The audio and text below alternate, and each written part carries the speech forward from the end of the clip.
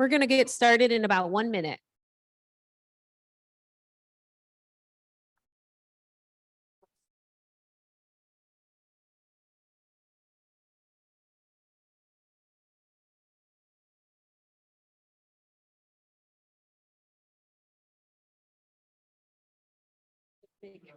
The big green button.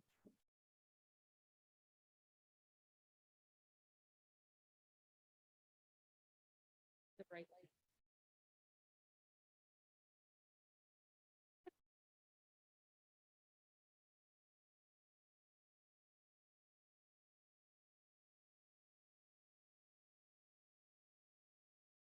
We ready virtually? Yeah, great. All right, welcome back, everyone. We're in the home stretch, at least for today. Those of you who are staying the whole time, you have one more day with us. So I am so excited to introduce these next two speakers. Since I started at Ruralist about 3.5 years ago, they have been in my portfolio, and we have worked really closely together over the last 3 years to really build what is today one of, I think, the best FOCs or financial opportunity centers that we have in the rural network. I got to the opportunity to really see them go from an organization with just maybe 2 employees to an organization with more than 10 individuals working at that organization. We have a beautiful table full of Life FOC employees sitting right here that have joined us. So ask them lots of questions afterwards. So they went from about 2 employees serving maybe less than 50 individuals. And this year alone, they have served over 400 individuals in Lufkin, Texas, small rural Lufkin, Texas, across Angelina County and some of that deep East Texas area through their FOC. So they have done incredible work. They have really shown us how you can take those layered services and truly make an impact in the community. Again, they're a digital navigator site. They are doing apprenticeship programs. They're working really closely with public-private partnerships and just doing an incredible job really moving that foundational financial and employment coaching up to the next level. So I'm going to formally introduce them, and then I'm going to get out of the way so they can share a little bit about their story. Joe Caesar is the founder and executive director of the Legacy Institute for Financial Education, or LIFE. Joe graduated from the United States Military Academy at West Point with a bachelor's in political science. He served as an officer in the Army and fought as a Patriot missile officer during Operation Iraqi Freedom. After his stint in the military, he began his career in financial services and wealth management. He then earned his MBA, and he grew into serving as the COO and director of traditional investments at CAS Investments. During this stint, he realized the disparities in sound financial advice between the upper and middle class. He then decided to begin a program that would address the financial needs of all people. In 2021, this is probably one of my favorite parts, Joe was awarded the Lisk Rubinger Community Fellowship. And with our national LISC program, he really represented the work of rural across the country. Santa Cruz, who, if you know Joe well, he will talk about how Santa is really the magic behind it all. And Joe just sits there and watches, which I don't think is true for either of them. But Santa serves as a program director of LIFE FOC in Lufkin, Texas. She works with a team of individuals to overcome financial barriers through financial employment and income supports coaching. Santa also helps to develop and implement Next Chapter, which is LIFE's Bridges to Career Opportunity program through the FOC. She has a master's in social work, and she's driven by her need to empower those facing financial barriers. She takes pride in providing the best possible care. And as the program director of the FOC, her goals include detailed data collection. For anybody who knows me and my role with the FOC, yes, a clap. We love data collection too. Innovative ideas and strong person-centered case management. In addition to her primary job function, Santa is also a court-appointed special advocate volunteer and a CBA credit as an asset master trainer. Thank you both for being here today and sharing your story once again.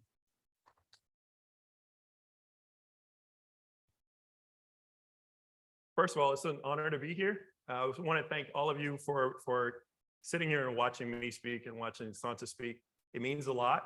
I want to thank Liz for inviting me to speak. I always ask why me, but I'm fortunate to be in the presence of all of you. As I hear your stories, I wonder why are we up here rather than you? I believe that it speaks to all of your credit. I look up to many of you. Some of you have been doing this much longer than our organization. We started in 2014, actually as a Bible class, and I'll get into that in a second. But our organization has become much more diverse. When we started this journey with LISC, we were teaching classes out of our house. My wife is here as well. She's one of our program directors. I'll mention her again in a second. But we were teaching classes out of our house, how to build credit, how to do a budget, how to look at a balance sheet. We were more focused on investing initially, and that's where we get our name from, Legacy Institute for Financial Education.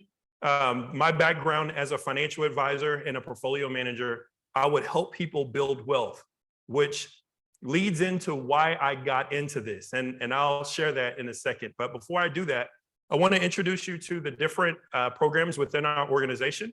And I'm also either going to ask for the program directors to stand or raise their hand. So first we have LifeTech. LifeTech is led by Michael Martinez. He's the program director of that. For those in the Rural Digital Equity Network, Michael, you'll be working with him quite a bit. It is a registered apprenticeship program with the Department of Labor, and we train future leaders in IT in Deep East Texas. The next program is the Lufkin Urban Garden and Market. It is spearheaded by my wife, Elena Caesar. She's over there. And that program is responsible for creating a food security in the food desert of North Lufkin. It's structured as a community-supported agriculture project, and we engage the community to, one, educate them on how to grow food in a healthy way. We don't use any pesticides. Everything is grown organically, but we make it available to those who are on SNAP. So 40% of our community in North Lufkin are on SNAP. So we figured, why get their money? Let's get the government's money. The next program is the Financial Opportunity Center. It is led by Santa Cruz, who I will introduce again later on. That is the heartbeat of our organization. And it's really where things began to turn around for us and how we served our community. The next one is the Life Empowerment Fund. Myself and Shatora Garrett, if you could raise your hand, she works with me in that program. It is an emerging CDFI. So we have a small dollar loan program that we worked with the Credit Builders Alliance to get it done. But prayerfully next year, we will attain a CDFI status. Our next program is Next Chapter. Our program director is Shatora Garrett again, and she works with Claudia Gomez. And that program is our Bridges to Career Opportunities program. We call it Next Chapter. Kevin Taylor, if you mind, raise your hand. Kevin Taylor actually designed the logo and came up with the program. And how did it all begin? Kevin would pick up people from prison and bring them over to our organization. And then we would help work with them into a pathway that would get them to the next chapter of their lives. So that is an outstanding program, and it is one of the things that we're going to talk about today. The WAZO project is our small business development effort.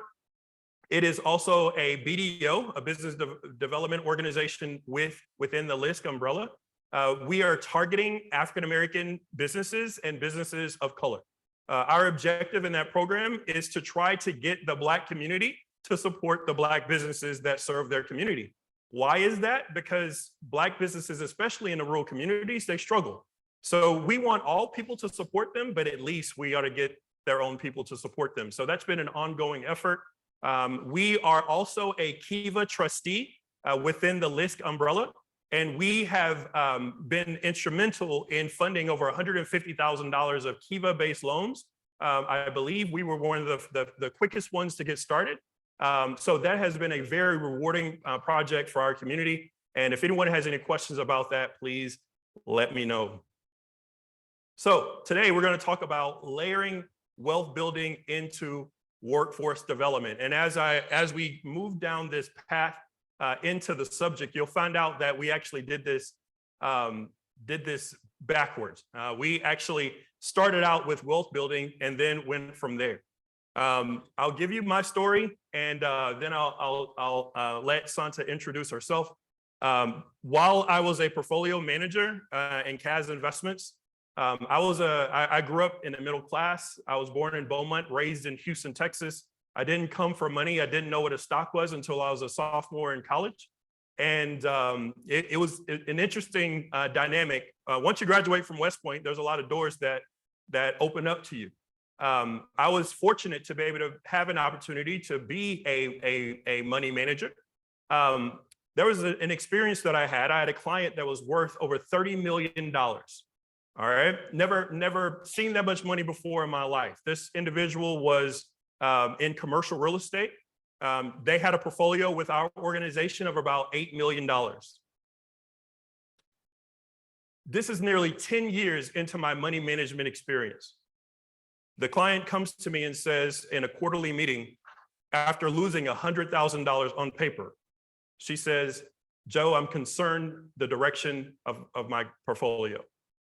And I asked her what she meant. She said, "I'm concerned that I'm not going to have enough money to retire, losing money at this rate." Now, mind you, this is $100,000, which is no small amount, but compared to the $30 million that was in her portfolio, $100,000 was nothing.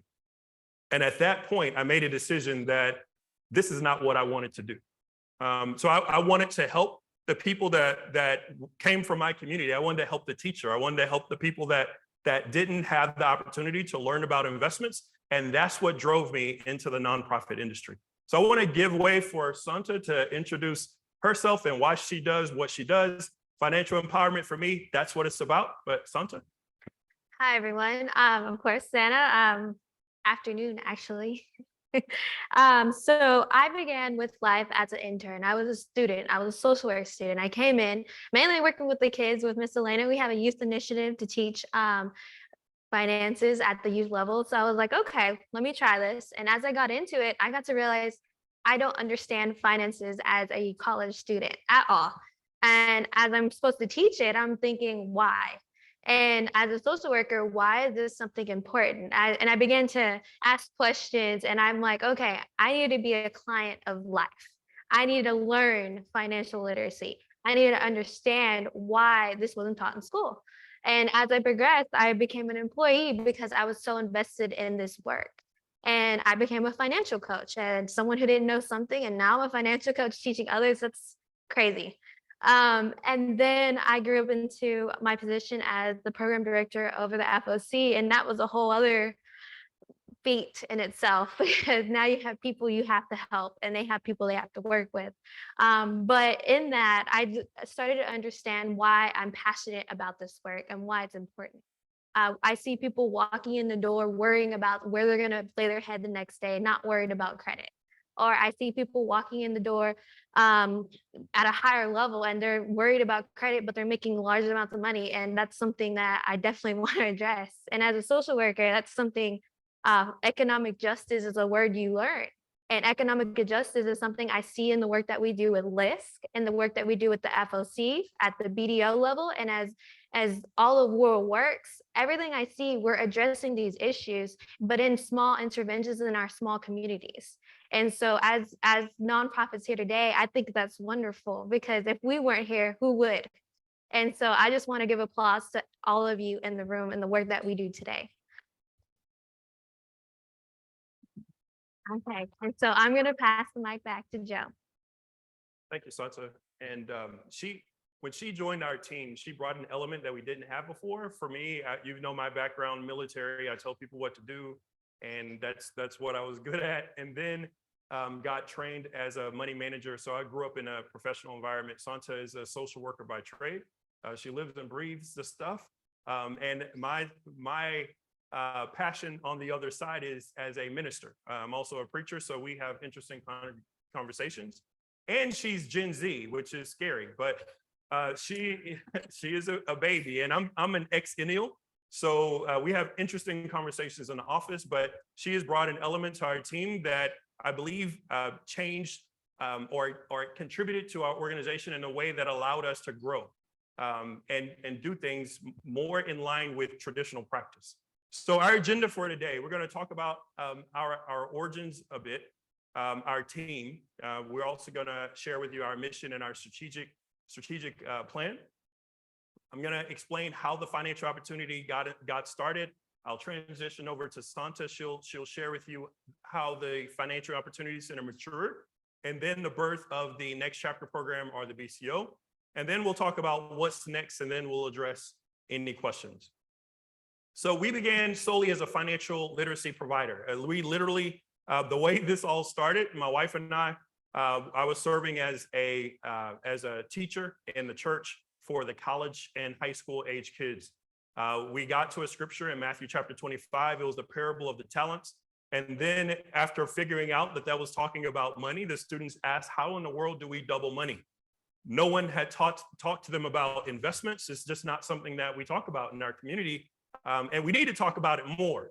So I began to teach them biblical principles of finance. And then after the quarter was expended, the kids wanted to know more.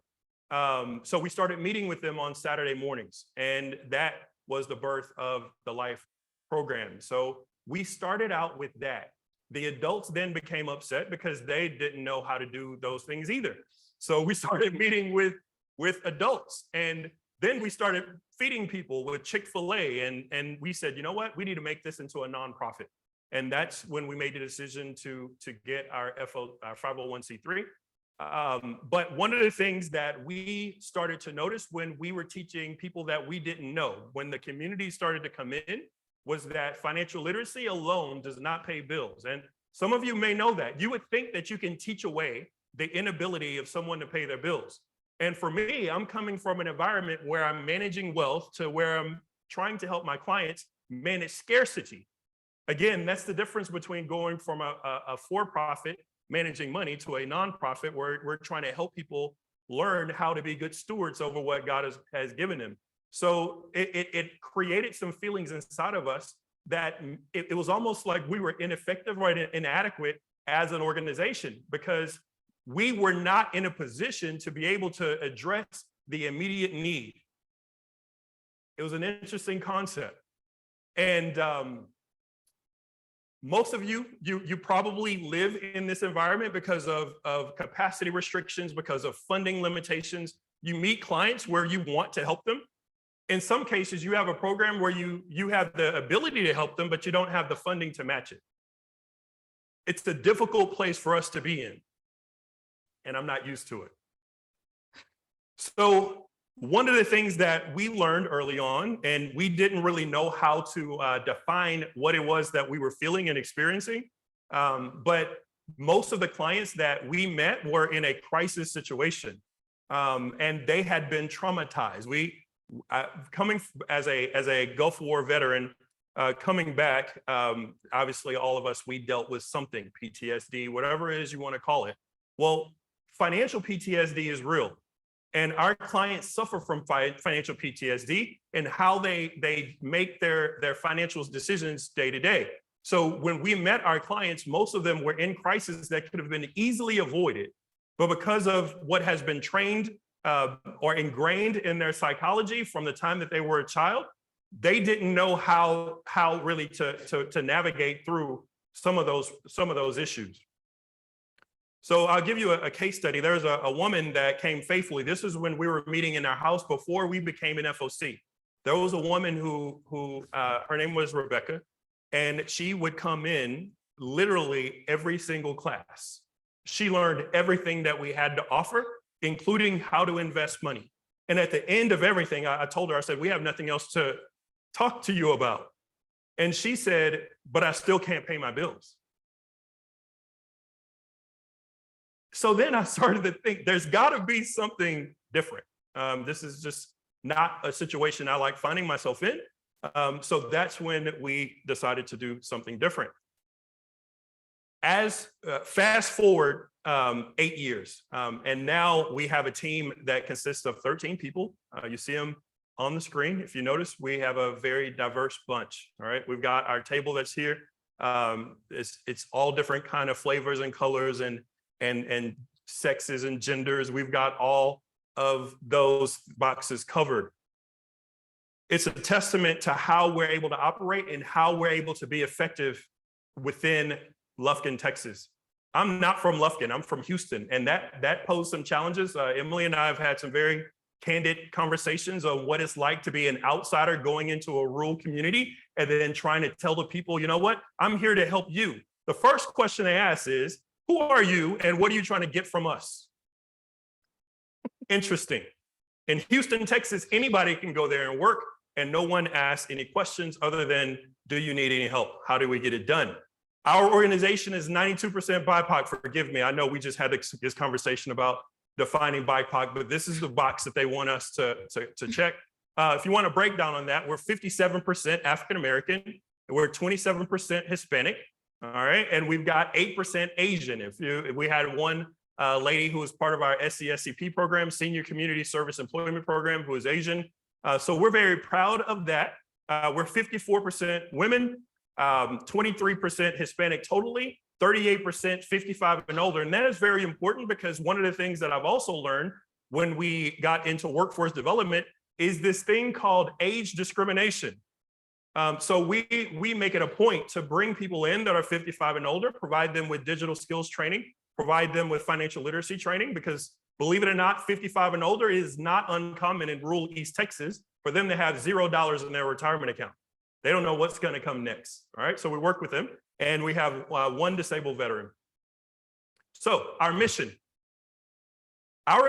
almost from the very beginning was to teach financial literacy, to create economic stability, and to build generational wealth. That was our mission statement. We did not know that that was eventually going to become our strategic plan. All right. So we divided our organization, or the pathway for our organization to get to where we're going, into 3 different components. And we focused on each one of them for a good amount of time, in some cases years. So getting into the first component, entering the FOC. In 2019, a local funder, the TLL Temple Foundation, they are the largest privately held foundation in our region. And they do some outstanding work. And they came to us after hearing about what we did. And they said, hey, have you ever heard of a Financial Opportunity Center? And I told them, no, I don't know what that is. So then they sent me on a field trip to Houston, Texas, and I met some of the FOCs that are there. So then they told us about the model and we said, you know what, we can buy into that. And they said, well, you know what, we'll give you some money if you do it. And I said, you know what, you're speaking my language. So they gave us a check, really.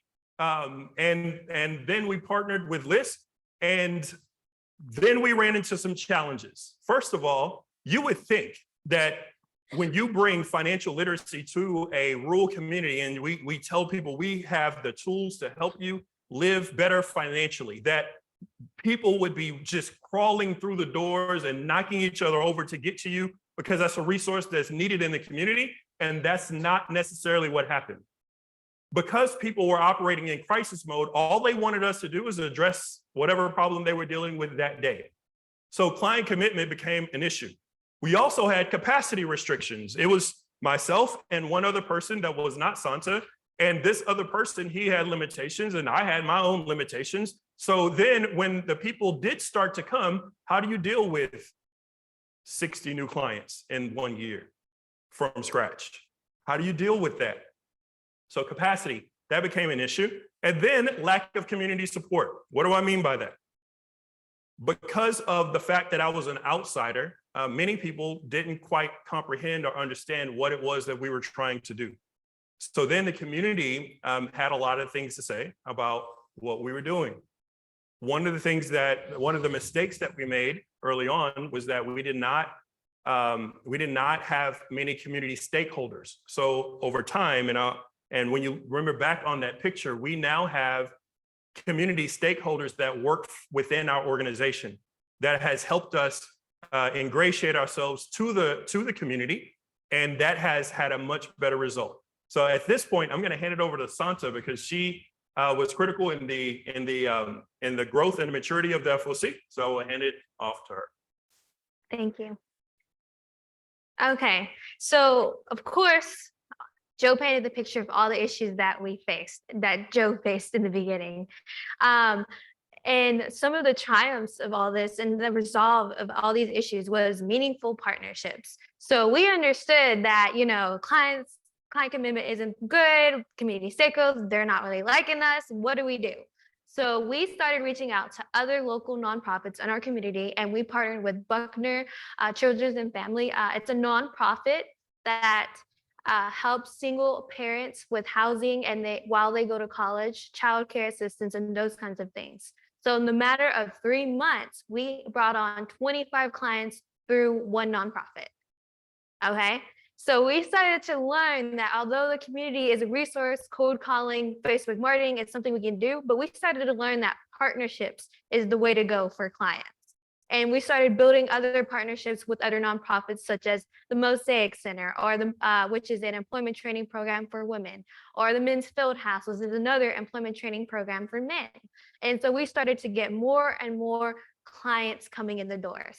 And we started to see, and then we also started to hire individuals from the community, such as Ms. Rose and Kevin Taylor in the back. And people walk in the door and they're like, "Oh, Ms. Rose, how you doing?" Or, "Hey, Kevin, how are you?" And they started to call, they started to walk in, they started to trickle in. And then now we have so many people we have to work with. So then the capacity issue became too large. So how did we resolve that? We had started to look at other funding sources. We started to think about social enterprise. We started to think about what can we do. So what we started to do was we built 2 social enterprises to help us grow and have diversity of funding and unrestricted funds for our FOC and other programs we may have. So we built a Juicy Spot. The Juicy Spot is a vegan juice bar, okay? And meaning, yes. And so we started to, we would hire people, and this is our opportunity to train them on the job for seeing how they are as employees, seeing how they do under stress, seeing how they do. And it's also an opportunity for small business owners, if they want to learn how to run a business, this is your opportunity to do it without having to, getting scared of failing because it's not on your dollar. And so we started the Juicy Spot. And then we also started to understand that digital inclusion was the big component. Our clients couldn't understand how to log into an email. Our clients can't understand how to, okay, I need to click this so I can get these resources. We started to see the digital divide in our rural community. So then we said, okay, IT is something we really need to start thinking about. So we decided to open up our Life Tech program, which became a social enterprise and later on became an IT apprenticeship. But through that, we were able to refurbish computers. We were able to teach community stakeholders on how to actually learn those things in-house. We had computers, and it became a really big resources to our clients. And diversity of funding, we also, as Joe mentioned, we got a Microsoft funding that was unrestricted. So that was a big uplifting for us, because now we can hire a diversity of staff. Now we can hire community stakeholders. Now we can build better, meaningful partnerships and take on the capacity of clients in these relationships. So then we started to say, okay, we see the FOC is working. We have employment coaching. We help people get jobs, but not careers. People getting a job at McDonald's is okay, but that's not something that's sustainable. They're going to quit in like maybe 1 or 2 years, or they'll come to a stopgate. Or we see that that was not something that was sustainable for our community. So then we're like, okay, what can we do now to create better economic stability? So we decided to do a BCO. We had the opportunity to apply and become a BCO in October of last year. And that was a big opportunity for our organization, because we were already doing this work little by little with our IT apprenticeship and our Juicy Spot social enterprises. But we didn't have the funding to actually hire individuals. We didn't have the funding to actually do certifications, but we can train you, but we cannot provide you with the credentials to do the things that you need to do. So that was a big challenge. And with the next chapter in our BCO. Also, now we have a BCO in place, and now we have to understand how do we actually do this? The biggest thing is we've never done it before. We just got funding. What do we do? So a big resource that we got was, of course, LISC. LISC provided us with training. LISC was on the phone, someone we can call. LISC was there by our side, and other nonprofits have been doing this for years. We can call and say, hey, what do we do? And so those are the resources for program creation that we loved. And then as we progressed, another issue was the commingling of FOC staff. We didn't have the capacity to actually hire BCO staff. We were starting to get there, but we weren't ready. And so those were some of the issues and triumphs. So as we progressed, we started to look for underfunding sources, and the big funding source that we started to understand was workforce development, our workforce solutions. So we became an IT apprenticeship, registered apprenticeship with workforce. And through that, we wrote grants to be able to become that. They couldn't write the grants. And so we took the initiative, Joe took the initiative to write grants on behalf of our workforce in our area so that we can have grant funding. It takes those extra steps because they didn't have the capacity to actually, their grant writer had just quit. But they had an opportunity and they said, hey, we want you to do that. So we took the initiative and we ran with it. And through that, every IT apprentice that we now have, we get about $3,000 for every one of them. So what does that mean? We can now provide certifications, industry recognized certifications to our clients. We can provide supportive services for our clients now. And we can also sometimes, if we have the capacity, help them and buy computers, because in rural communities, a computer is very expensive. And so we were able to do that through workforce and leveraging their dollars. Other ways in workforce is we started to find out about other grant opportunities that match these dollars. So for every apprentice, if they're within the age of 16 to 24, a partner of ours matches up to $2,500. So workforce dollars started to become, okay, these are matching funds. Okay, so every IT apprentice now has more funds, more opportunities, and more opportunity to earn different types of certifications. And then strategic partnerships. So we have in-house, now we have IT, our juicy spot, and then we opened up our Lufkin Urban and Garden Market for organic gardening. And those are the in-house career pathways that we had. Well, Andrew at college started to see, oh, wow, you have a lot of career pathways. You have a lot of things going well. Let us help you and let's partner and let's create more career pathways for your community. So our community college in our area offered us the opportunity to grow our career pathways for BCL. And we were able to now offer CDL driving, commercial driving, heavy equipment, certified nursing assistant, all on their time and dollar because they saw the opportunity and the resources that we had. So they provide the contextualized learning portions for our organization, for our BCO. So the reading and math that our clients need to progress and get to those career pathways, they do it on their dollar. Every client that comes through, they're the ones who pay for the actual certification process. They do that and we leverage those dollars with them, and we provide supportive services such as financial coaching from the FOC, employment coaching from the BCO, and income support that their college students or the community did not usually have for their students. So they saw this is something we need. The relationship became very strong.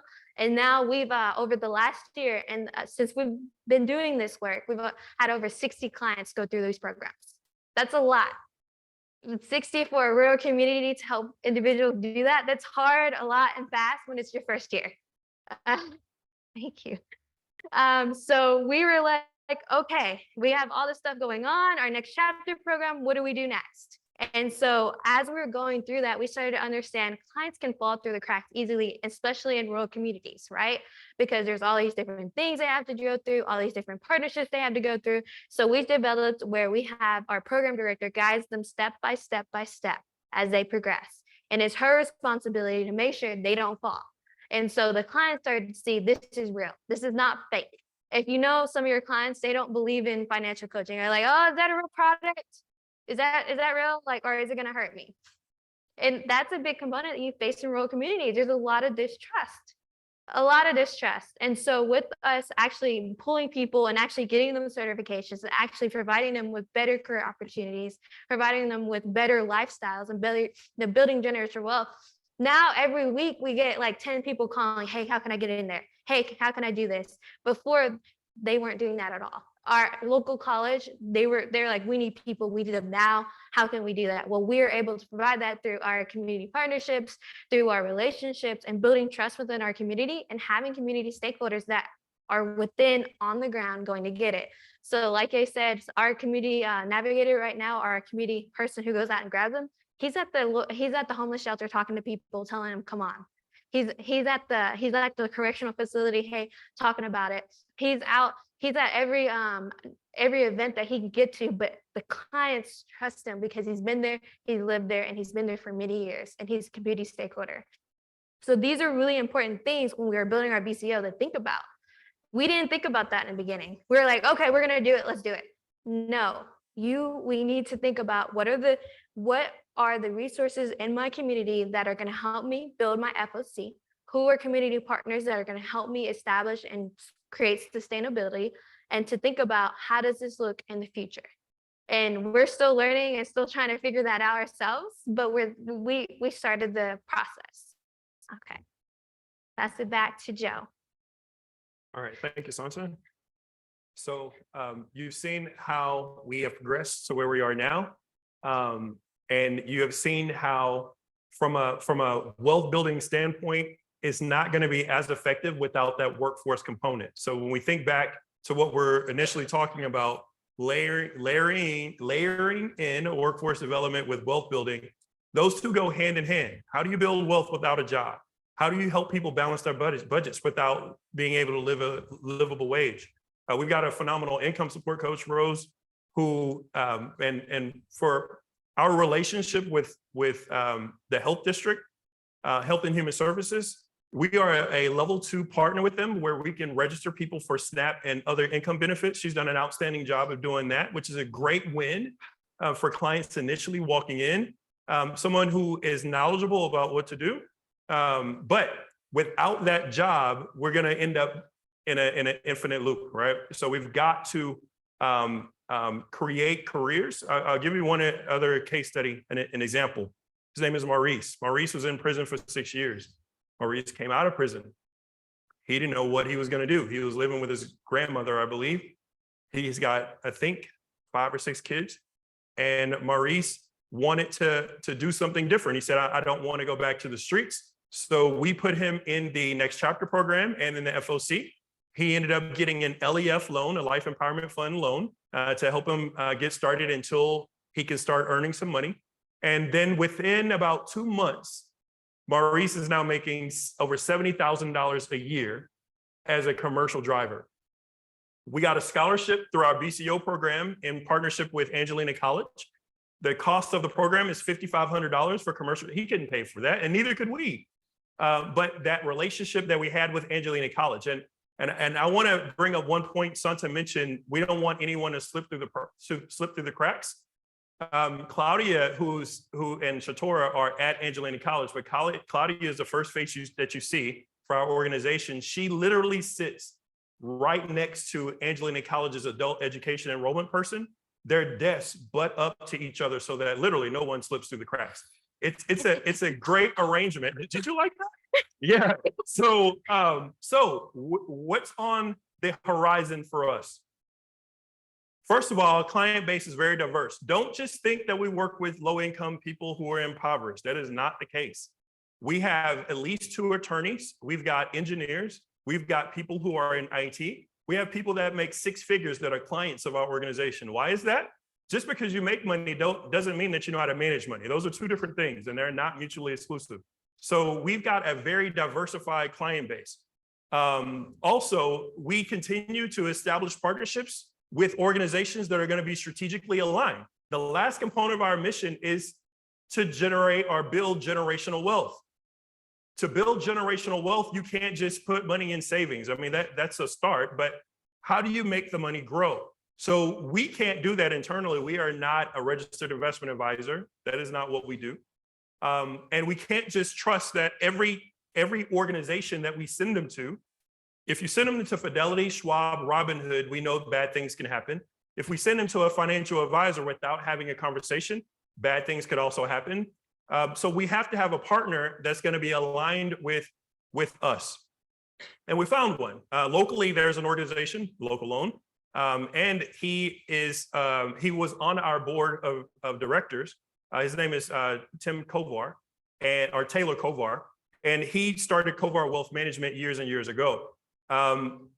He's done an outstanding job of being out and present. He's got a heart of an educator. He knows our mission and values because he was on our board, and he has created a platform to where someone starting out with just $25 a month or less, they can get started without feeling as if they have to be a part of this culture of the ultra wealthy. It's an outstanding relationship and partnership that is just now getting started. So all of those pieces are now taken care of. So that is where we are. And thank you for your attention. We'll open up for questions. Thank you, Joe. Thank you, Santa. That was perfect timing, right on cue. I didn't even have to hold up too many fingers. So we have just a few minutes for questions. So I don't know if there are any questions virtually or any in person, but please feel free to step up to the mics and ask a few questions. Hey, this was not framed for someone who's 5'7". From our virtual attendees, the question is, benefit stigma is a real challenge, particularly in rural communities. How did you approach these conversations with clients? Benefit stigma. So I'm assuming that they don't want to be dependent upon these benefits. And we believe that at some point, everybody's going to need a hand up, especially if you're in poverty. So those benefits are there as a temporary buffer to prevent you from experiencing the bad parts of life. So we do encourage people to try to get everything that they qualify for. And we work our tails off to make sure that they don't become overly dependent on those benefits through our workforce development program. Santa, do you have any? I would like to say for me, I always ask the question of why. Why are you, what's keeping you from moving forward? Why? And that's a powerful question to ask because the client may stop. The client's going to address some feeling. And at that point, we can catch why. And now we can talk about, it may be because I don't want to get benefits because it's meant for people that really need it and I don't need it. Well, let's look at your budget. Okay, do you really need it? Yes or no? And usually it's like, yeah, I do. And I said, it's not about you. It's about, and then I usually throw it back to if they have children, is it your ego or is it your children who really need this? It's not about you. It's about your kids. So it's finding the value in what the client wants when we're having conversations. Because if you can find their value and understand the why, now we can change the mindset. I do want to just highlight that you have numerous kudos that are coming from online. But there was another question, and it's also around a different kind of stigma. They'd like to know about your work with employers to address the stigmas that's keeping them from hiring these people. Yeah, so we have done a lot of work to try to work with employers, and I can say that we have had some success. One of the biggest hurdles to overcome are felonies, and I'm looking forward to the conversation to see how we can have some type of expungement program in our community as well. But we have convinced several employers to give people an opportunity that have had things on their record, especially those things that are 5 years and old and older. And that has been phenomenal. But regarding people that are lower income, I don't know if Joy is still in the room, but skills-based hiring versus pedigree-based hiring is an important concept to introduce to our employers. And we've had some success with that as well.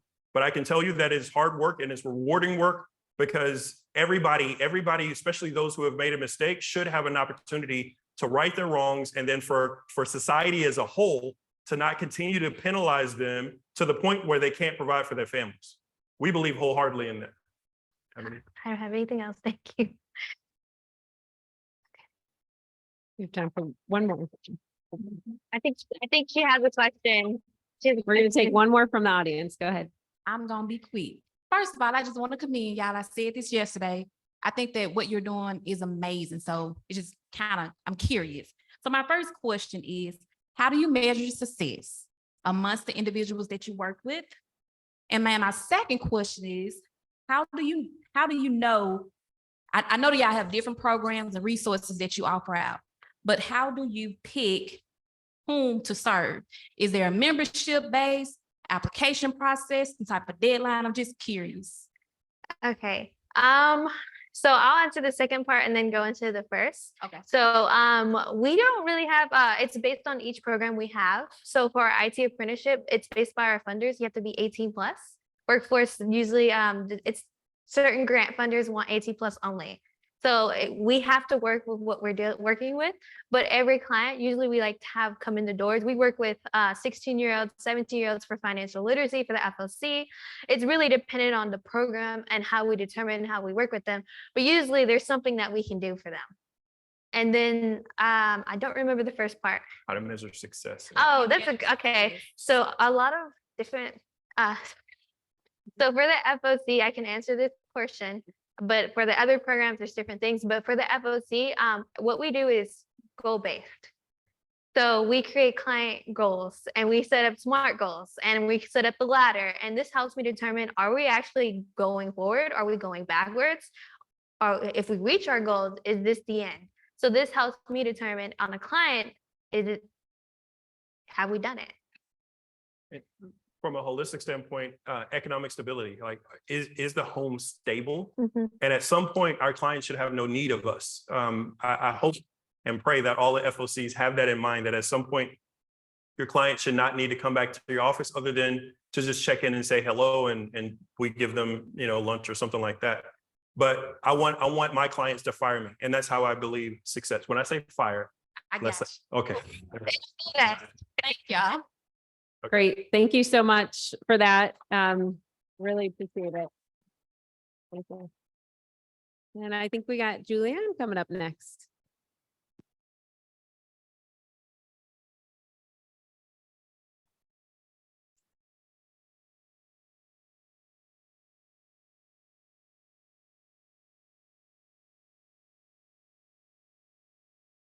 I know you're all very excited. You got the first panel with me and you get the last panel with me.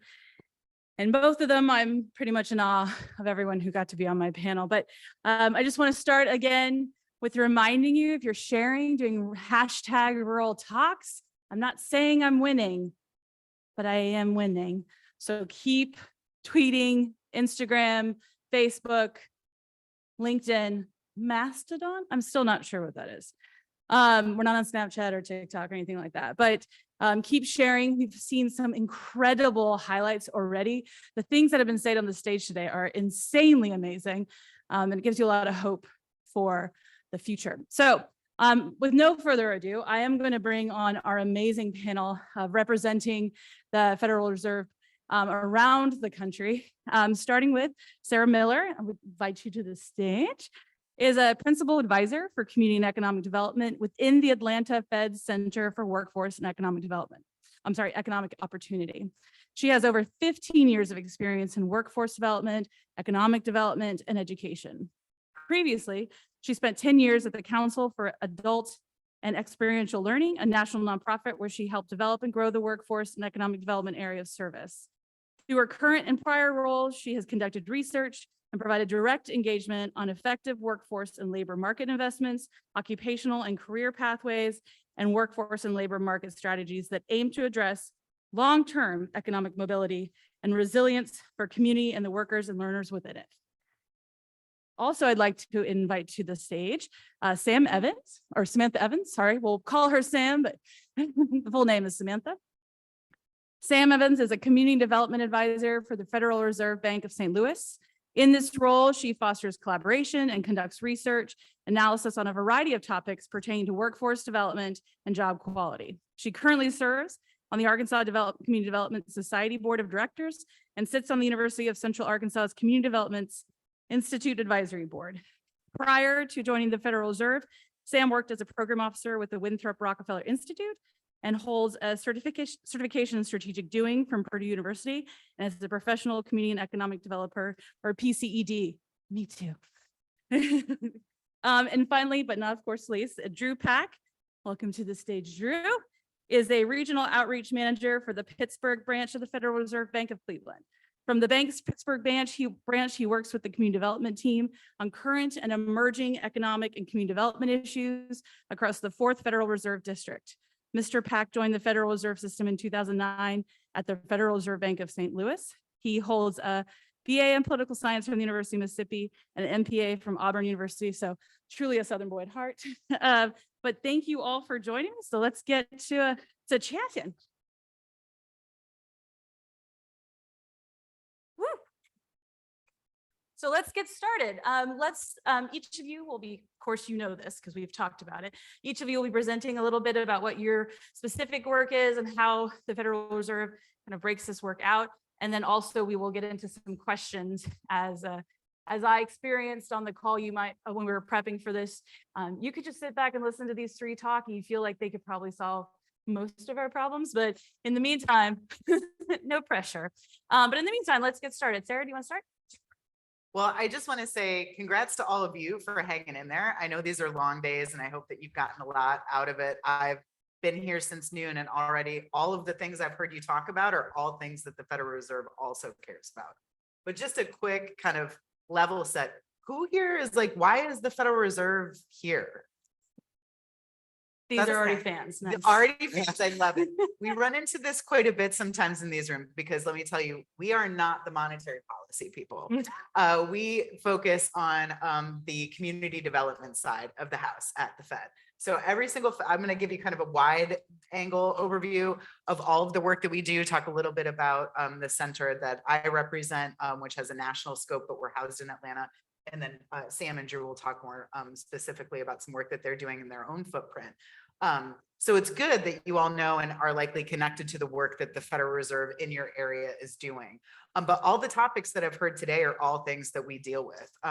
Financial access, financial literacy, skill development, digital skill development, paying for education and training, doing, CDFI type investments. These are all things that we focus on. What we really want you to do as partners in the community is to be that feedback loop to us through formal and informal ways, like conversations like this that we're having. So we understand what are the issues that are pressing to the clients that you're serving, to the partners that you're working with, to the issues of your community, and how can we deepen research or offer research in that space that helps you to make the case, to understand best practices, and to really give you a roadmap for ways to do investing differently, to understand shifting skill needs in the economy, to understand what's happening in terms of industry growth, occupational growth, issues with attachment to employment, quality employment, all of these different things.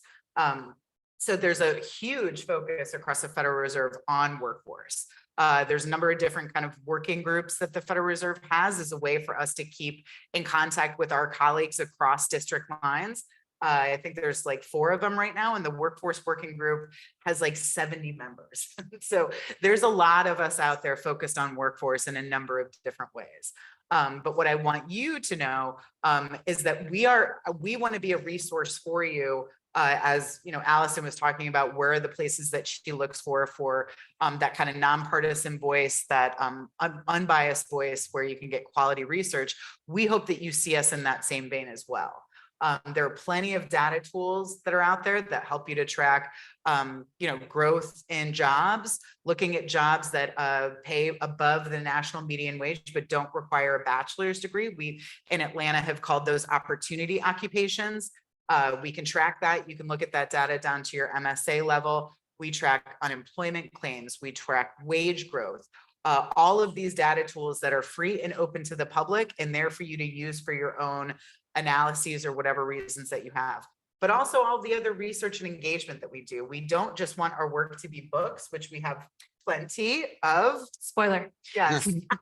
We love writing books. Please read the books. But we also like to deeply engage with our communities.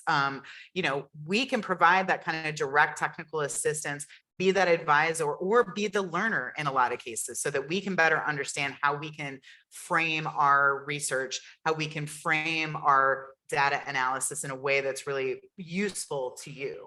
So that's kind of a wide angle lens view of all of the places that the Fed looks at. But I would say we're targeting a number of different things around access to education, access to childcare, issues with substance abuse and its correlation to labor force participation. You know, the digital divide, digital skills. We're in Atlanta currently working on a report with National Skills, looking at digital skills to support the Digital Equity Act and those plans being developed and funds being deployed next year. So we hope those are useful tools. Just to bring it back quickly, and then I'll pass it along to like the purpose of this panel. What we did see though was that lacking in our inputs to all of our research, and we were working to support the worker, but we were not really including the worker in a lot of what we were doing, at least not in a systemic way.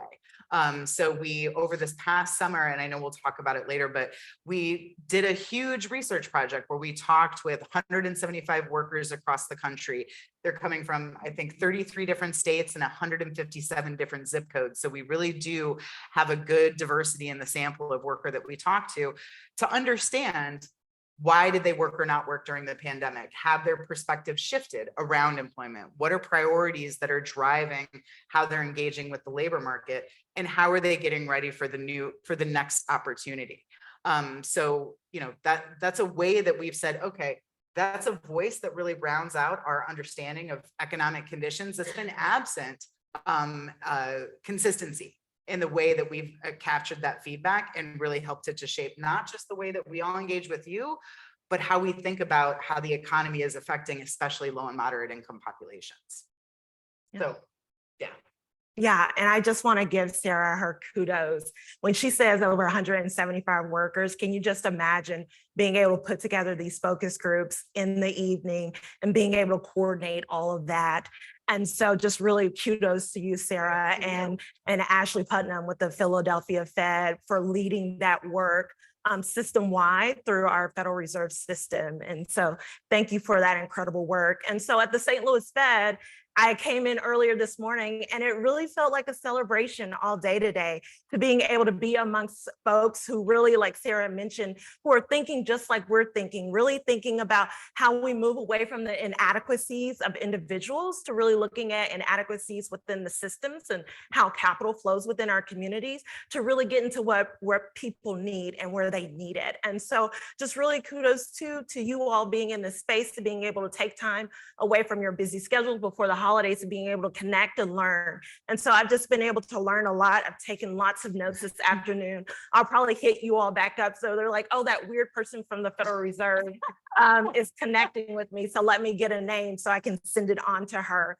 But as Sarah really mentioned, just looking at how we're thinking about engaging the worker voice. So really thinking about the ability of workers to being able to weigh in on the issues that really affect them. And so when we think about that, we really see the workforce, the worker voice and what that means of how they're able to really use that to empower them and engage in community, to being able to really see that as shared prosperity, to being able to understand workforce equity, where all jobs are good jobs, so we can be able to remove racial and as well as gender incomes, that they're able to be able to eliminate those inequities that we see there. And so we held a focus group within our district. And so some of the things that we heard, which you all are probably very familiar with, is that, you know, that there's this shift away as workers are thinking within their employment, is really thinking about how they were able to spend more time with their family and wanting more availability to being able to do that.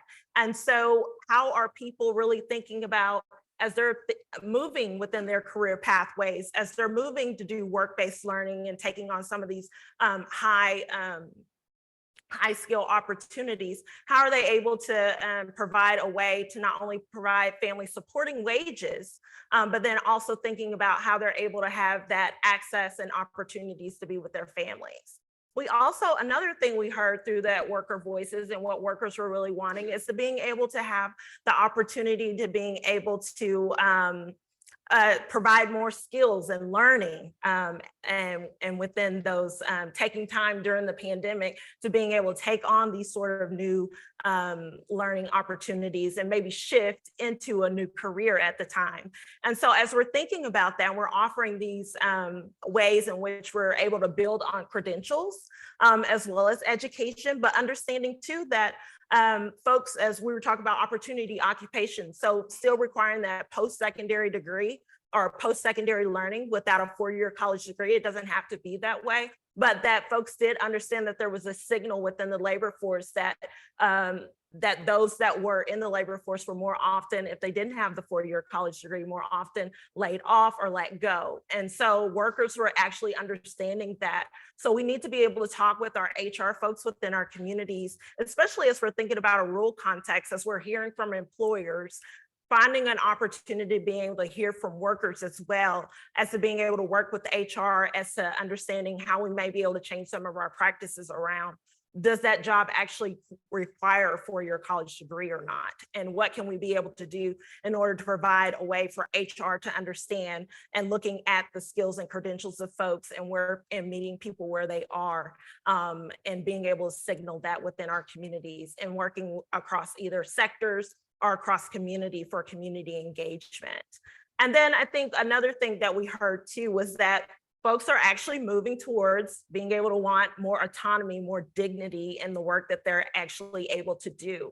And so we heard that a lot of folks were thinking about small businesses, right? That they were wanting to have a home, either, start off a home-based business or a small business.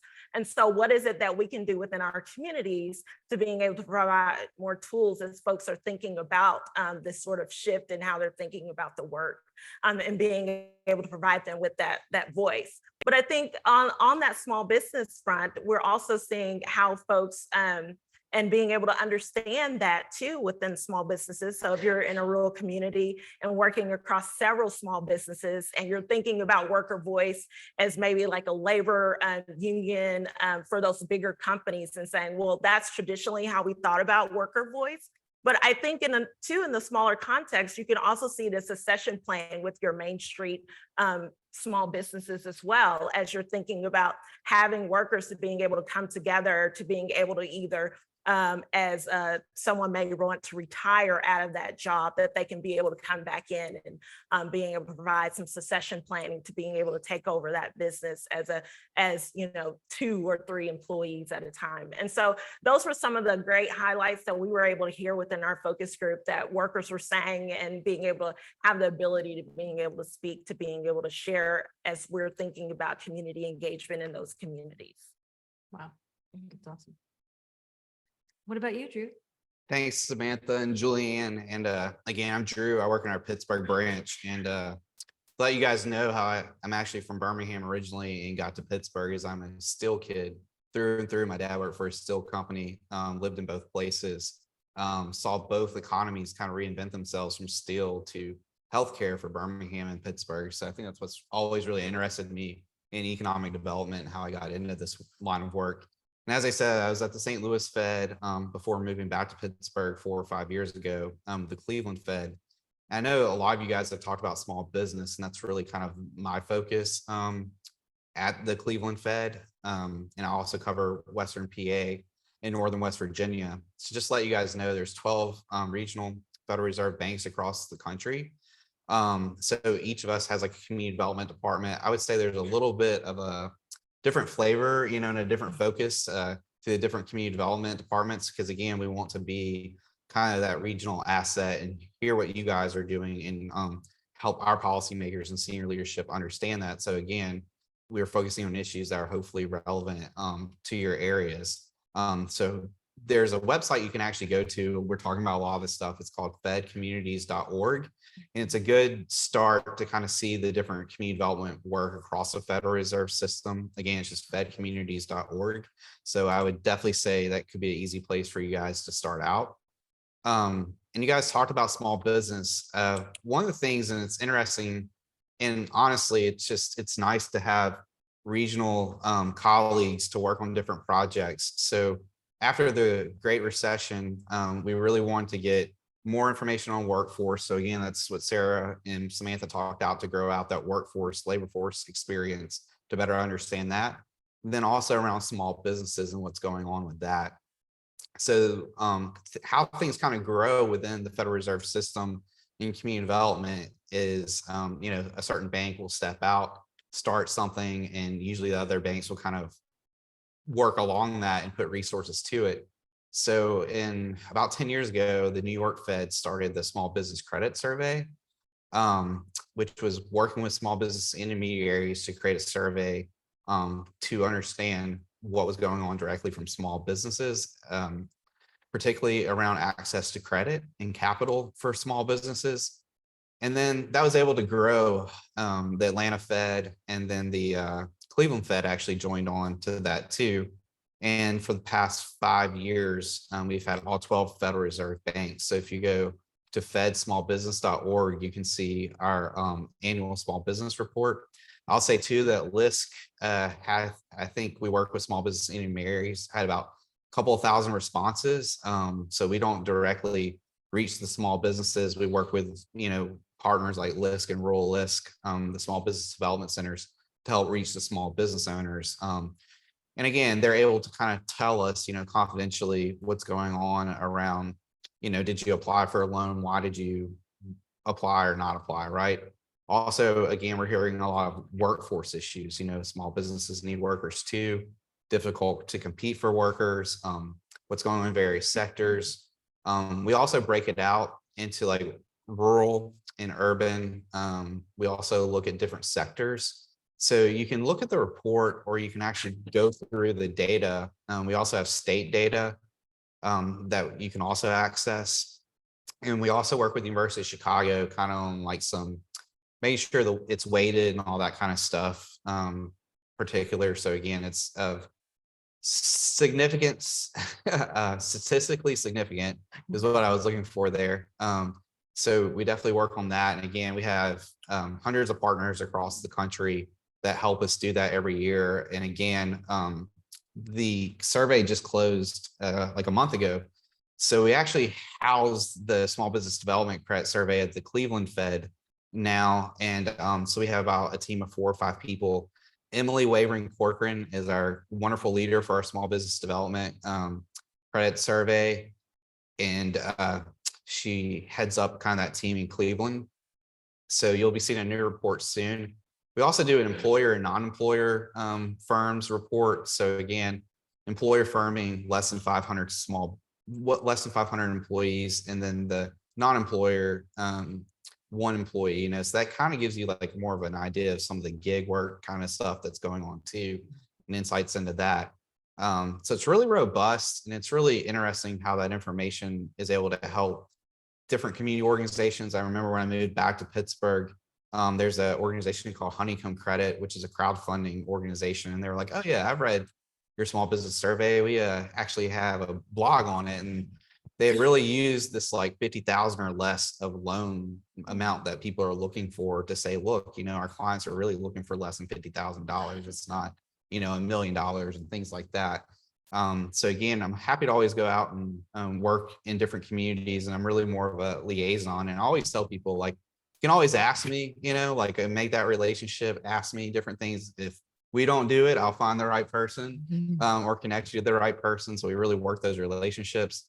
And then we also have various councils, business advisory councils, community advisory councils. One of our members, Jim Stark from Fayette County, Pennsylvania, is on our community advisory council, and he's here. So it's absolutely wonderful to hear from him today. But we'll share more insights into our work, and I'll hand it back over to Julianne.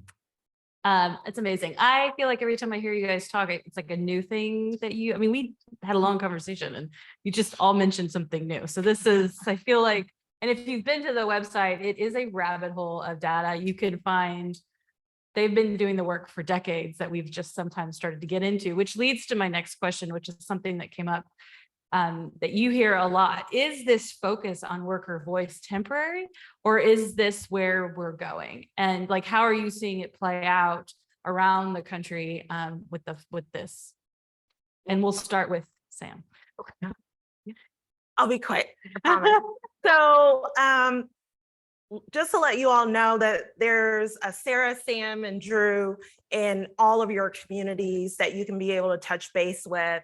And that while, you know, my comments, they're just my own. So I do not speak for the St. Louis Fed or the Federal Reserve System. We should have as a started with whole. that. We, I none of really us do. should. Thank Yeah, you for all let's- three of us. Yeah, this is my own. And so you will understand why I'm saying that is because as we're thinking about, is this temporary or is this here to stay?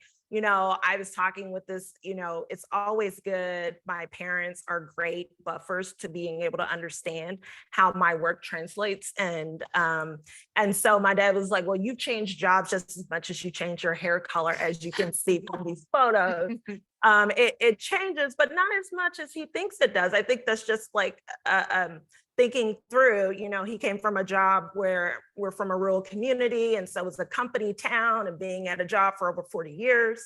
And so I think being able to understand this conversation around, certainly we've seen quite a bit, especially in the news, national news, as we're seeing more folks kind of come in as we're thinking about, you know, traditional, thinking about unions, of course, where, you know, since 1954, we had a high of 38 or so, 38% those workers who were part of a union to now you're seeing more 11%. As of 2014, they were part of one.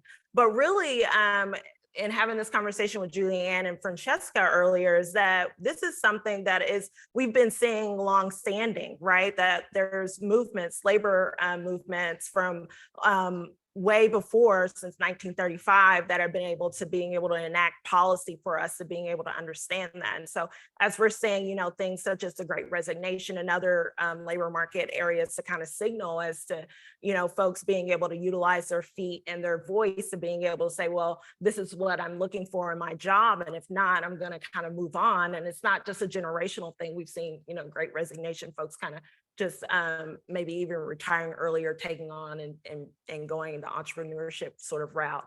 And so I think it's just something that it's historically we've always had, and I think it is something that's signal to being able to look at long term in that. But it'd be interesting to see kind of how that plays out both in an urban versus rural area, and how that's going to be looking in different communities. I think it's going to look differently. Yeah, and I'll say from the Fed's perspective, this is the first time we've tried to do something like this. So just to give you a quick overview, you know, it was a small project kind of similar to what Drew talked about with the start of the Small Business Credit Survey. It was Atlanta, Philly working together. You know, we keep hearing too much in the news that workers are lazy, the stimulus was too much, unemployment was too extended. That's what's disincenting them to work. Well, let's talk with them. They'll tell us, you know, what their perspectives are and how they're thinking about that. And it quickly became an all hands on deck effort across the entire Fed. Every single district said, absolutely, we want to hear from workers in our community. Let's do this in a consistent way. So we basically asked three core questions. What or why, what, and how? Why did you make the decision to work or not work? What are you doing to prepare yourself for the next changes or for your next step? And how are you getting there? Are you upskilling on your own? Are you enrolling in training? Are you trying to start your own business? These were kind of the general questions that we asked, but what we found was that almost every narrative coming out from the business side, for the business voice, which is outsized in the conversation, right? It's outsized in an informant set that the Fed has. I mean, obviously we do a lot of talking to businesses all of the time to understand their capital expenditure needs, their labor force issues, all of that. But, you know, what we're hearing from employers is that, oh, I just can't find people, you know, I can't find people, period. So we're doing everything we possibly can. As long as you have blood pressure, I'm going to hire you. Okay, I mean, right now and it's real. You see it in the numbers. There's 10 million jobs open and there's only 6 million people unemployed. So they are desperate to find people. But what we found talking with workers, and we exclusively talked with workers without a bachelor's degree. Have you seen and experienced this shift in the labor market? And they said, yeah, I can see that a job description is different, but I'm also being told, so I apply for the job, but I'm also being told that my candidacy is not moving on because I don't have the degree or years of experience that was just recently stripped from the job posting. So they're not benefiting from this. Wow. Hey, do you feel like you have power in this moment to ask for more flexibility in your schedule, to ask for more dollars an hour because inflation's outpacing what you're getting, because childcare is too expensive, because you need that flexibility to deal with your familial needs? Oh, absolutely not. I would never ask. So we give those raises happen once a year, and I'm not asking outside of that for fear of being fired. You know, these are all things that we're hearing directly rebutted from the workers in our communities. So we think that this offers like a really lush reflection and counterpoint to the dialogue that's kind of been absent, at least our systems. You know, we have these one-off conversations, but what I hope happens, so to answer Julianne, the question of like, is it here to stay? Let me answer this from the Fed's perspective. And again, let me absolutely echo that these are my opinions. They don't necessarily reflect the system, but I think that there's a gap of data out there to really understand what workers are thinking and have your finger on the pulse of the average American worker, and especially the low income worker, those furthest from opportunity and wealth and ability to really weather recessions. What is going on? What do they need? I mean, we talk with businesses and they say, oh, I don't even know what they need. Do you even ask your own workers? So we hope that this will be something that we can do with some consistency and with some longevity, likely through a survey methodology where we'll overlay with some kind of, qualitative focus group style findings, because they do offer really kind of a breadth and depth of discussion that you will never get from a survey. A survey, we have to force you through Likert scales and multiple choice and all of these things, right? But I am hoping that that's a data point that we will be able to provide longer term, so that we can create a much greater dialogue with the businesses in our community and with the businesses that support our local and macro economy, and so that we understand what are the research that we need to put out there. So for example, you had mentioned about skills-based hiring. I do think that there's a coalition of the willing and there's general goodwill among employers to do that. But as I just said, stripping a job description is completely different from profoundly changing how you recruit, how you acquire talent, how you promote talent. And they need help to get there. They need the skills to be able to do that. And we're in a prime position to be able to force that dialogue and to provide that learning for them and to help track what's working well and elevate that and use our megaphone in a different way. And so that we can be the voice, a stop so that people can say, what's going on with the average American worker? And we'll have that longitudinal kind of trend data over time. That's what I hope. If you said, what's a 5-year goal for me working at the Fed? It's that we have that we have created that baseline. We understand what's going on. And we're, increasing that kind of trust quotient with the public. That was another thing that we were concerned about, quite frankly, going into this effort. Are people going to want to talk to the Fed? Are we really scary to the average American worker? Oh, they jumped on the phone. We're like, you want to listen? You're going to listen. This is what I have to say about all of this. And almost felt like, just thank you for even asking the question. So I think there's, to use our economic terms, there's a market out there for us. Workers, I think, are going to be more than willing to continue talking to us and sharing their insights. And I really do hope that it'll be transformative, not just from our community development and research perspective, but also how we even think about monetary policy, so that we're not just taking into consideration what's happening with that top line on unemployment, what's going to happen to businesses, but we really understand the profound effect that full employment and price stability has, especially on our low and moderate income populations. So I would add, again, I think you said the 10 million jobs are open right now. Look at the recent JOLTS data, which is the Bureau of Labor Statistics, and it's 10.3 million. So again, that is good for workers. Again, it gives workers a lot more power than they've had before. This is kind of something that we've seen more recent. Again, with the labor force shortage over time. 10 years ago, we we're having a different conversation. But I do think 10 years ago, what we did understand is that we were going to have a labor force shortage. You had already seen that labor force shortage, like in healthcare, it's been there for a long time.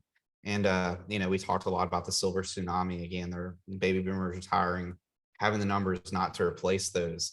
We've also done research on the economic impact of immigration. And again, how are you going to fill some of these gaps? And I think for small businesses, and I think from like a workforce perspective, is its ability to affect people to grow. So like say you're a small manufacturer, you might be able to take on a new contract, might be able to open up a new location, but if you can't find the workforce, you can't grow.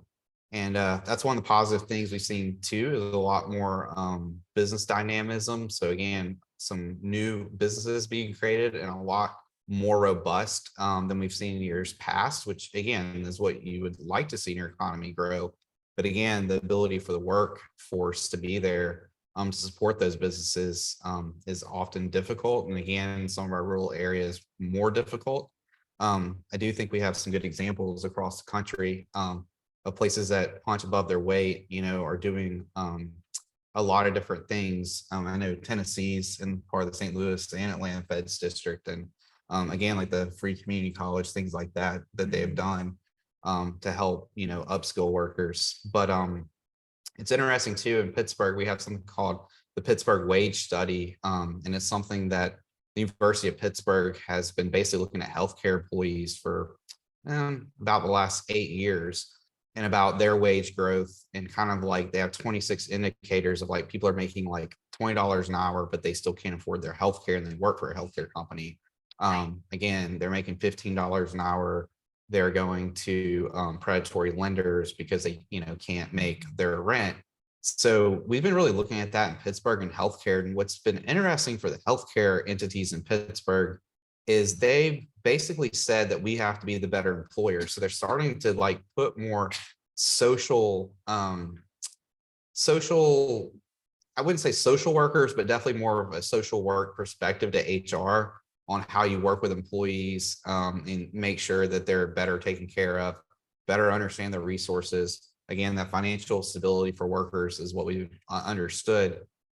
So again, the competition for workers is making companies kind of rethink the way I think HR works and the way they support workers, and creating opportunities for people that go beyond just what we would typically have done in the past.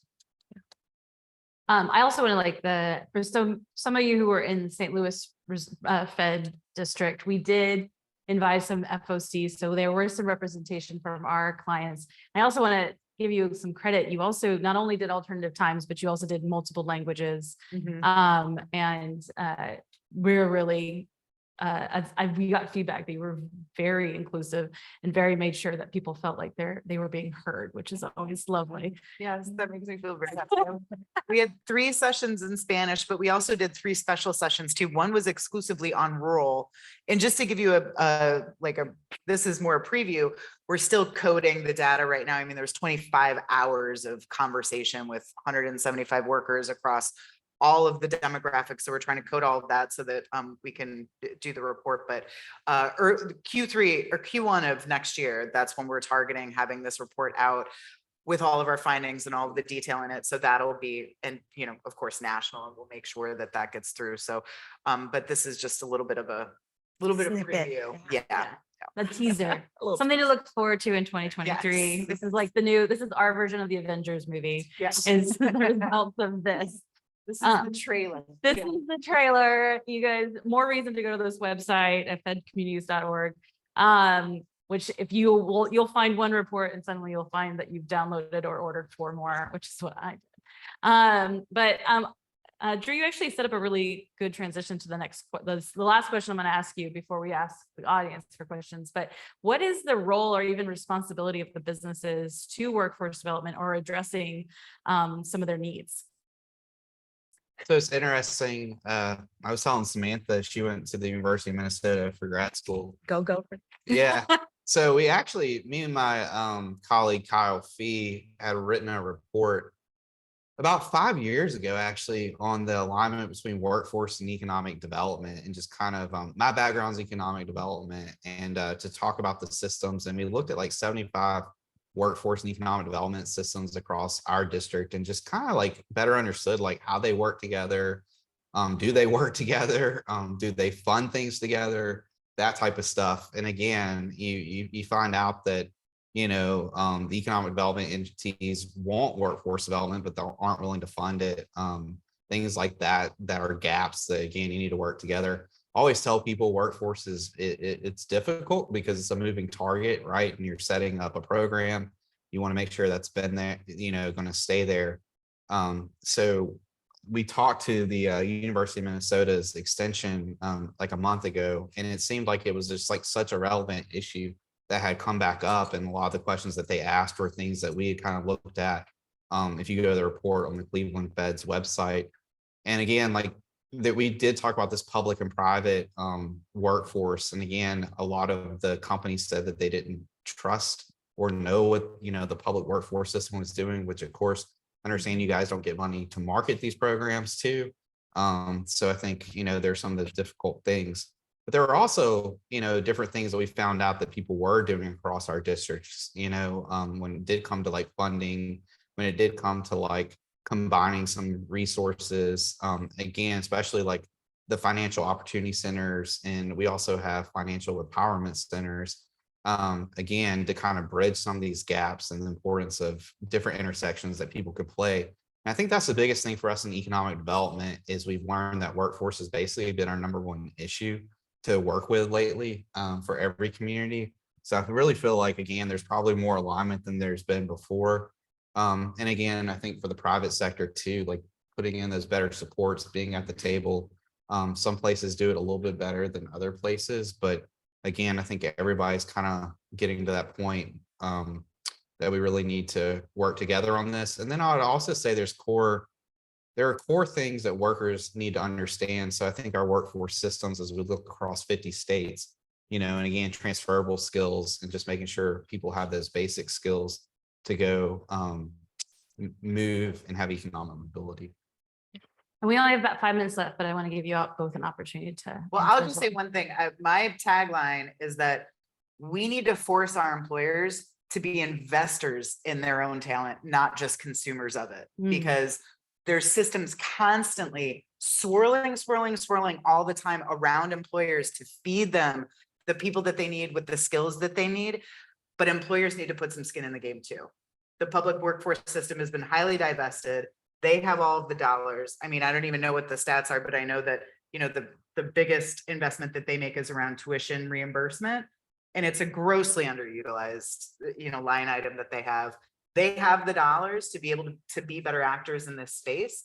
And it's our job to tell them that if their number one, asset to being a high growth, high functioning business is their people, they need to invest in it like they do any other product that they have. I've been told that you ask a company and they say their number one asset are their employees. Yeah. And then you go look basically in the ledger and that's like their number one cost. Exactly. Right. So, I mean, yeah.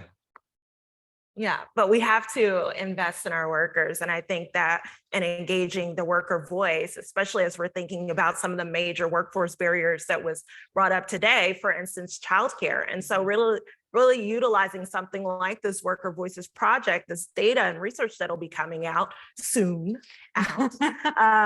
being able to utilize that as a way to being able to have this conversation and really going back into your communities and thinking about those employers that you all are bringing folks into and being able to have this discussion, to being able to have the sort of cross-sector partnership and discussion about, for instance, like when we're thinking about childcare, we're also providing data as we're thinking about this as a huge challenge to the workforce and being able to understand, well, what are some of those barriers? How can employers be able to invest in their workers in this way where we're seeing this huge barrier around childcare?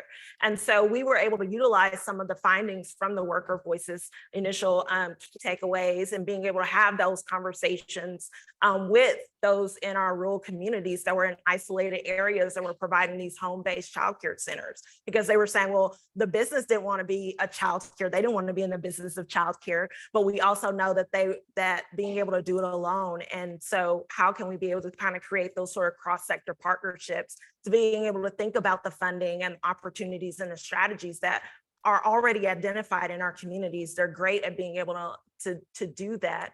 But like Sarah mentioned and said, that employers definitely have a huge role that they can be able to play, and being able to play it as you all are doing and really know the community really well. How can you kind of be that voice to being able to bring all those folks together in this sort of cross-sector way of partnering together to be able to meet those workforce challenges and issues that we're seeing? Awesome. I think we have time for one question. If anyone in the room would like to ask a question, there's a prize. But if there's some online, we can also take that.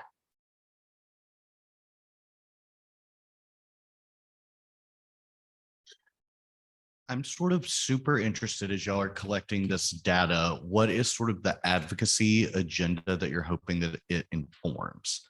Yeah. So like when I think through the comments you made about business voice being oversized, like what if employer voice was better utilized, like let's say with the people who distribute WIOA dollars, you know, if they had to have that same sort of level of engagement as they do on the industry councils, like that would be a really good advocacy point. But I'm wondering if there is an advocacy agenda that you're hoping this leads to. Sure. Well, let me just couch that with that, you know, advocacy is not necessarily the position of the Federal Reserve, right? I mean, like we want to be able to uplift our data and our research, and we want that to speak for itself, and then have partners. This is why we partner with organizations that can create that kind of advocacy frame and lobbying frame around it. But that's a perfect example. I mean, I think what we want it to be able to do is to hold up that mirror so that we have a better understanding of the realities of people that are working paycheck to paycheck, and that are not really benefiting from this kind of trickle down changes that businesses are making in this current moment. So, I don't know that we've thought through like what capital P policy would need to do differently. But it's us just understanding that these are the realities, and like, let's at least give a microphone to that population so that we understand how they're working with it. But, I think this has been a growing thing. There's a lot of worker boards out there, like the Family and Worker Fund. They're doing a lot of this work. Opportunity at Work has workers that are on their board. So we see the nonprofit community kind of following suit and really centering. You guys talked a lot about that as well. Like, you're hiring from your community. You have them as stakeholders there that are informing what you do. But how does that really penetrate through and kind of change the private sector too? I think that's one of our biggest hopes out of this, to the degree that that's an advocacy agenda. Yes. You know what I mean? Sam or Judy, want to add? Or I'll just say, I mean, again, we work with communities, small, medium, large. Again, advocacy is really not, what the Federal Reserve does. I mean, we stick to our mandates from Congress, which is full employment and price stability. And our community development work's really grounded in the Community Reinvestment Act. So again, it's banks reinvesting in the community. So we also work with those partnerships on the ground to help create some of those financial partnerships that help make all of this work. But again, like, to have a robust economy, again, we need workers that are able to reach their potential. That affects the household, that goes all the way up to the economy. So I think that's one thing, like, we're lucky to get to do, is to work, from the smallest level of, government with people all the way up to like the policymaking level, to better inform people of what's going on and what some of those issues are. And so that's the thing. Advocacy might not be the right word, but definitely Illumination. Maybe. Yeah. Yeah. That's a good one. And connecting for sure. I tried to be so crisp with language to not say cause. Oh, what? Right. Yeah. But again, all this affects the economy. So again, we're definitely, want to inform individuals, organizations, in communities of what's going on with the economy. And I like sticking with the economic data. I tell you, there's so many communities we go into and they're like, you guys aren't political. You're not asking for funding. And again, some people find that to be a deficit, actually find it to really be a plus to just work with communities where they're at and to really focus on the economics of the issue. Well, thank you three so much. I just want to do, since the prize was not collected, I will share what it was. One of the many publications that the Federal Reserve has put out is this Investing in Rural Prosperity. It is free for anyone who wants to order it online, but it also features our very own Caitlin Kane has a chapter in it. But I have one copy to give away. So if anybody wants it, it's just going to be the first person that comes at me. But truly, thank you so much for your thoughts. Truly, every time I talk to you all, it's something new. But I deeply appreciate it. And everyone give a round of applause for these three. And I will pass it to Caitlin Kane.